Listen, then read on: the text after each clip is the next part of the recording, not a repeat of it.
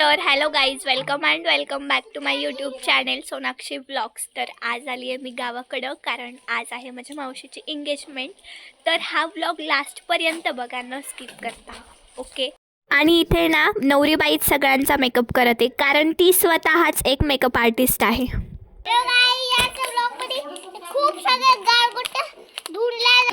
आणि इथे ना गाईज माझा छोटा भाऊ व्लॉगिंग करतोय, कारण त्याला ना व्लॉग करायला खूप आवडतं. तर तो मला म्हणत होता की दीदी मला पण व्लॉग करू देत. सो त्यामुळे मी त्याच्या पण छोट्या क्लिप ॲड केल्यात.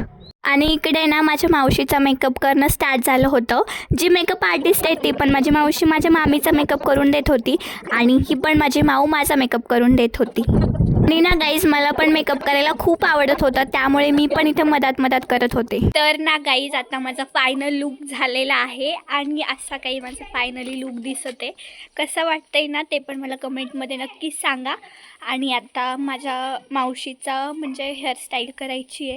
आणि ना इकडे माझ्या माऊचा पूर्ण मेकअप कंप्लीट झाला होता, फक्त हेअरस्टाईल बाकी होती. तर मग मी हेअरस्टाईलचं सामान घेऊन जात होते, आणि मग तितक्यात माझी माऊ आली, ही वाली, आणि मग आम्ही दोघी पण गेलो. आणि मग हेअरस्टाईलचं सर्व सामान दिलं, आणि मी इकडे आले डेकोरेशनकडं, म्हणजे काय चालू आहे, कसं झालं. त्यानंतर ना हे बघू शकता माझी मावशी, आणि ही ना छोटा बेबी आहे, ही माझी मावशीची मुलगी आहे परी.